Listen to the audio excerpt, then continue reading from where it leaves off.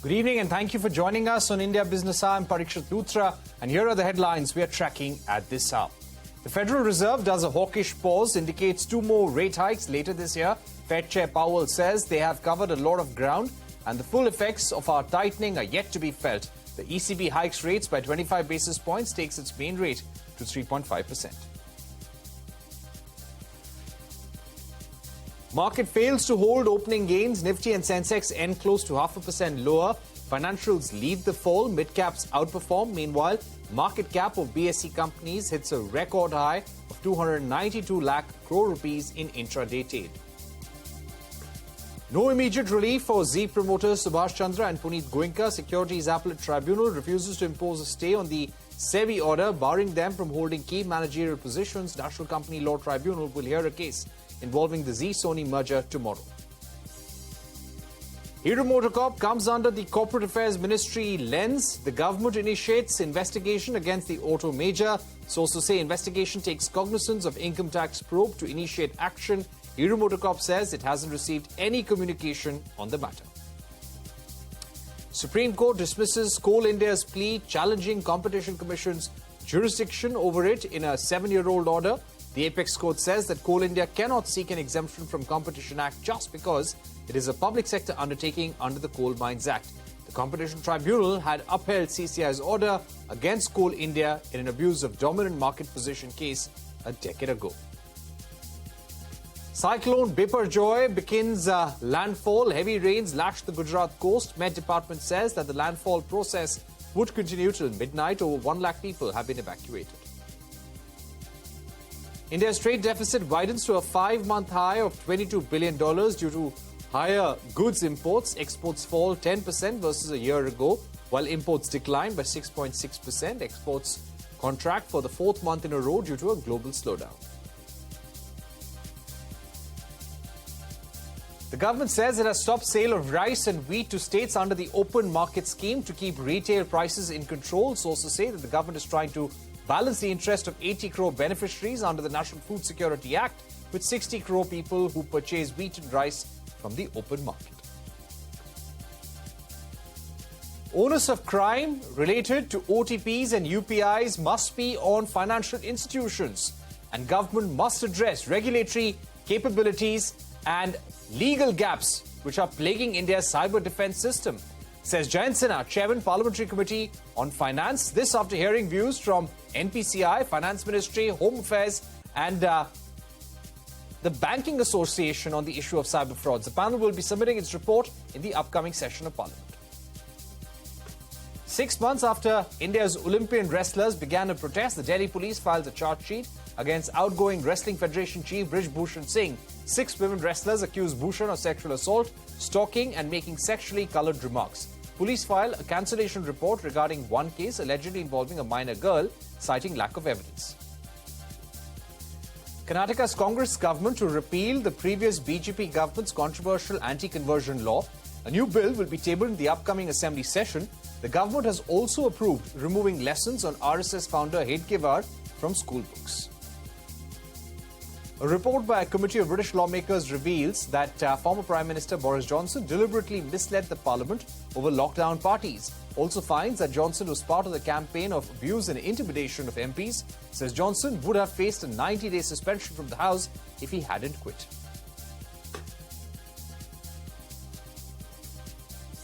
Straight to the day's trading action. Market failed to hold opening gains to end at the day's low. Nifty and Sensex fell close to 0.5%. Financials led the fall, with the Nifty Bank seeing cuts of over 1%. Mid-caps continued to outperform the blue chips. That index ended 0.25% in the green. Meanwhile, the market cap of BSE companies hit a record high of 292 lakh crore rupees in intraday trade. The Federal Reserve kept its rates unchanged as expected, finally taking a break from what has been a historic rate hike cycle.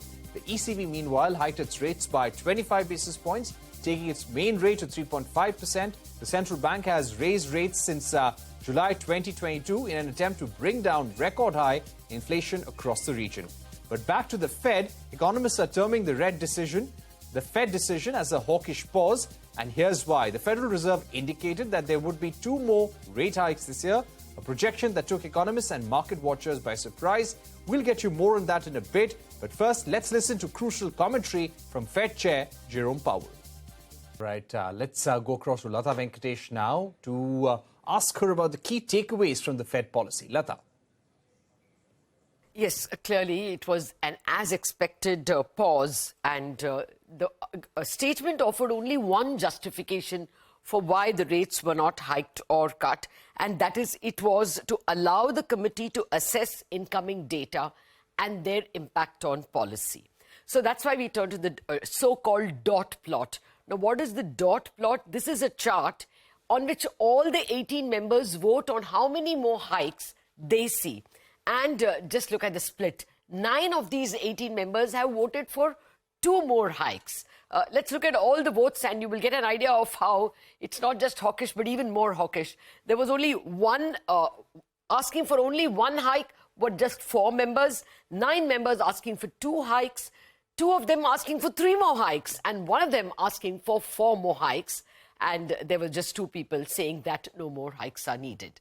The Fed statement is also accompanied by what is called new macro projections. It's called Summary of Economic Projections, or SEP. Now, the Fed has actually upped its growth forecast for the 4th quarter from earlier 0.4% to now 1%. That's a huge jump in the growth forecast. Also, it has lowered the expected unemployment by the year end from earlier 4.5 to 4.1%. So again, showing strength of the economy to employ more people. Core inflation is again expected to get worse to 3.9% versus an earlier forecast of 3.6%. The only thing which showed moderation was the headline CPI, which is now cut to 3.2%. The earlier forecast was 3.3%. What were the key takeaways from the Powell press conference? Well, the only dovish statement he made was July is still a live meeting, and the members did not decide conclusively about July in the June meeting. That's about all he said. Now, for the hawkish part of the statement, it was how he scorched all hopes of any cuts in the current year, 2023. Nearly all members expect that we have to hike somewhat this year, was what Powell said.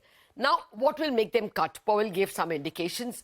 He says the impact of the hikes is there, but the committee needs to see 1, more growth slowdown, 2, labor market to loosen up, and 3, supply lines to get better. He expects the first disinflation signs to come from the housing market, especially from the new lease rentals. He also said that more than 1 year of rate hikes have not yet worked through the economy. All said and done, for me, the biggest takeaway is that growth is very strong. Let's prepare for higher growth forecasts even for our country. Thanks, Lata, for joining us. India's trade deficit has widened to a 5-month high of $22.12 billion as exports and imports have slipped in May. Exports for the month contracted for the 4th month in a row, declining 10.3%, while exports of engineering goods, jewelry and petro products were all lower in May. Setback to Zee promoter Subhash, Chandra and Punit Goenka. Securities Appellate Tribunal has refused to impose a stay on the SEBI order barring them from holding key managerial positions of any listed company. The tribunal said it will not pass an interim order, citing that it would be virtually allowing further appeal. Shilpa Ranipeta joins us now with the details. Shilpa, what does it mean for the promoters now? Well, there's been no relief for Punit Goenka and Subhash Chandra on their appeal to the Securities Appellate Tribunal. Now, SAT did not grant them an interim stay and said that the matter will be heard on Monday for final orders, and has also asked SEBI to file a reply within 48 hours. Now, remember, Punit Goenka and Subhash Chandra were appealing against SEBI's June 12 order that barred both of them from holding key managerial or directorial roles in any listed company over allegations of siphoning of funds. In a rather heated court hearing, Punit Goenka's counsel argued that SEBI's order doesn't qualify as an urgent order and that a post-decision hearing could have been granted to them and that SEBI jumped to unwarranted conclusions. Now, meanwhile, Subhash Chandra's counsel argued why he was barred when he wasn't at the helm at the time. Now, SAT has refused an interim stay, saying that granting that would virtually be allowing this appeal.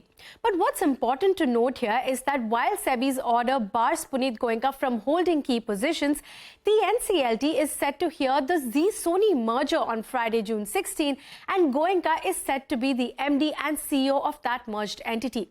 Now, while SAT has said that the appellant can move NCLT seeking an adjournment, it will be interesting to see what happens at the NCLT hearing and what bearing that has on the Zee-Sony merger.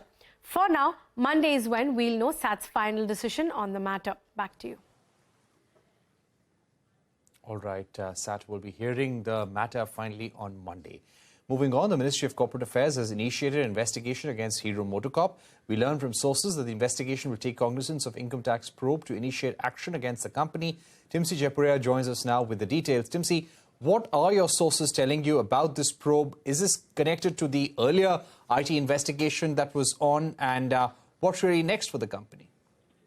Well, as you rightly said, the Ministry of Corporate Affairs has now initiated investigation orders against Hero MotoCorp.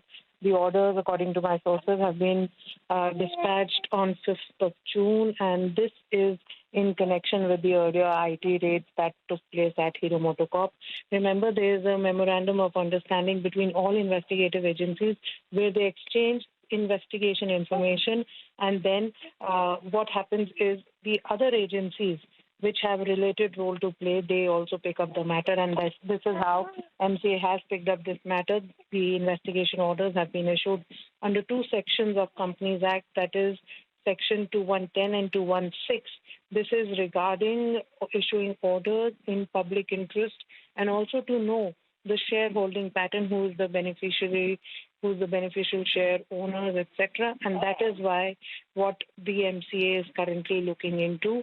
However, this probe can further widen if they find more irregularities. More sections can be invoked, but as of now, only these two sections have been invoked. And when we wrote to MCA seeking their formal comment, they did not answer our query. But off the record, sources did confirm that, yes, such an investigation has already started. Let's see how soon the investigation gets over and what is the final outcome. Back to you. All right, Timsi, thank you so much for joining us with that very important story. Beneficial ownership is something that the MCA is trying to investigate. Let's move on now. The centre has discontinued the sale of rice and wheat to state governments under the open market sales scheme.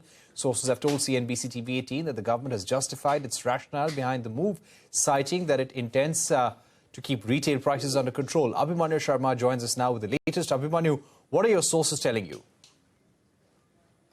Sale of wheat and rice to states under OMSS has been discontinued by the government. The government has stated that the rationale behind this decision is to ensure not just ample allocation through NFSA throughout the country, but also to keep ample stocks with the government, with the FCI, to ensure timely market intervention to control prices of wheat and rice, in which there has been a rise which has been observed of late. The government earlier had imposed a stock limit on wheat and had observed that despite a good harvest and a good stock available with the government, prices were rising. So there were indications and apprehensions of hoarding, owing to which stock limits were put. And now the government, in a fresh decision, has said that in order to ensure ample market interventions to control rising prices, this decision has been taken. It remains to be seen what further action will be taken by the government as part of market interventions to control rising prices, even as Karnataka has claimed that this decision is politically motivated. It remains to be seen what further action will be initiated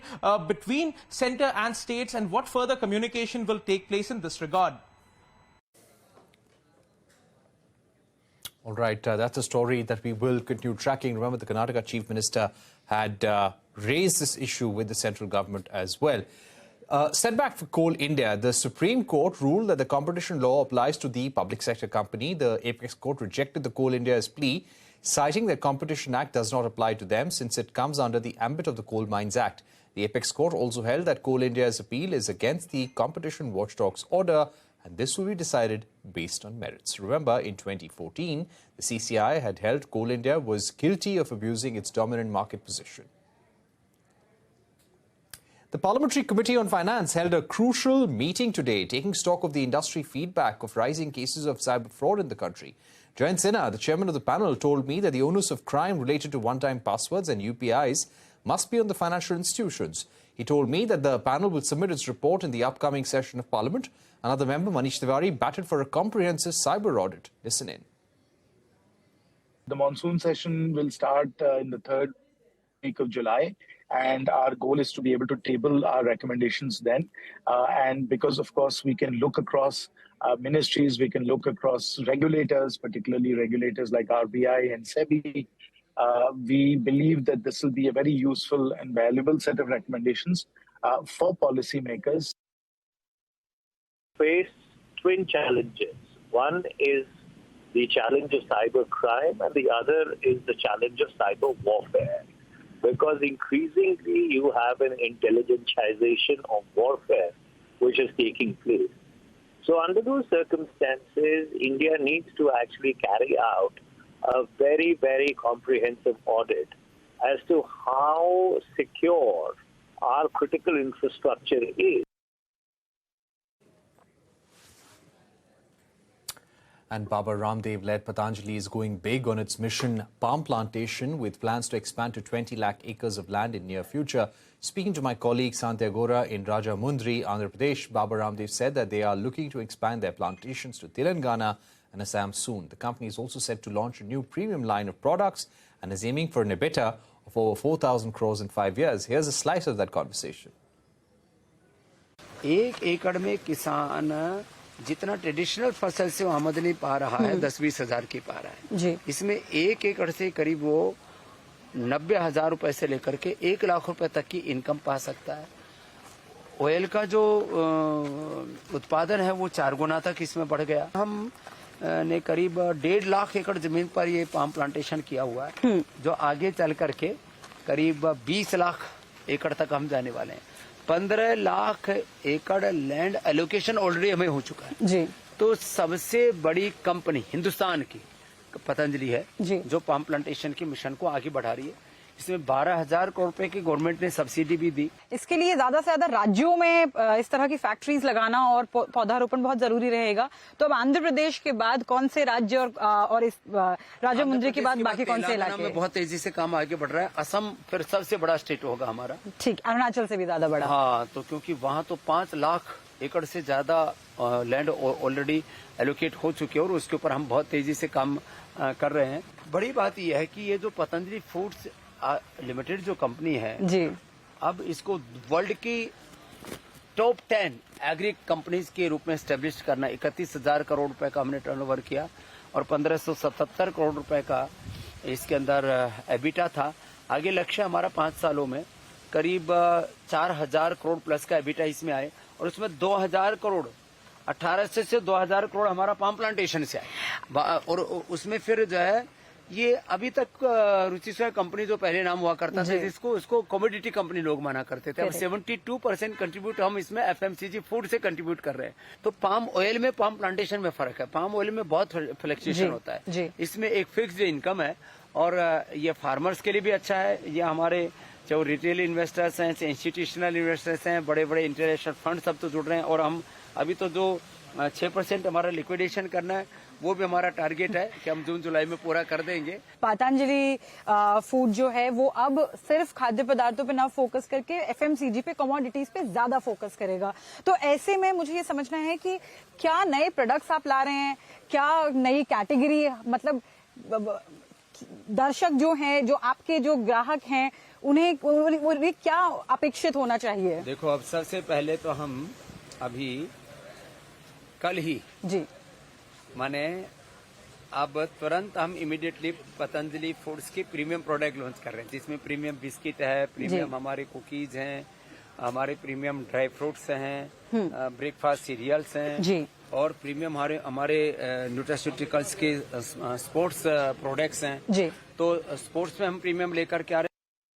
The Delhi police has filed a charge sheet against outgoing Wrestling Federation President Brij Bhushan Singh in the case alleging sexual harassment of female wrestlers. This comes 6 months after the wrestlers began protesting, demanding his arrest.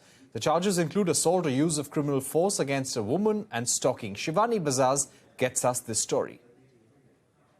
The latest in the wrestlers' case against WFI chief Brij Bhushan Singh is that Delhi police has filed a charge sheet in the FIRs registered by several wrestlers. The charge sheet was filed in Delhi's Rouse Avenue court and the Delhi police charge sheet mentions offences under various sections including 354 assault of criminal force to women with an intent to outrage her modesty, 354A making sexually coloured remarks, 354D stalking of IPC. This is against Brij Bhushan Sharan Singh, and offences under section 109, 354 and 354A against former WFI Assistant Secretary Vinod Tomar.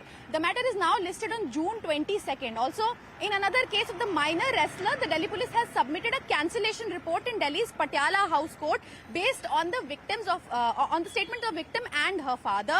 The hearing in that matter now is scheduled to be on 4th of July. There was another FIR that was registered in which we had invoked POXCO as the complainant had stated that his daughter is a minor and she had also been molested. So when we took up the investigation after registration of the case, the statement of both the complainant as well as the alleged victim were recorded, and based on those statements we had to file the cancellation. Important to know that a cancellation report is filed in cases where no corroborative evidence is found. However, it is also important to understand that the cancellation report doesn't mean that the minor's FIR has been quashed. The court will sit and decide on that in the next date. In Delhi with Vijay Pradeep Kumar, this is Shivani Bazaz for CNBC-TV18. With that, it's a wrap on this edition of India Business Hour. Thank you for watching. News continues right here on CNBC-TV18.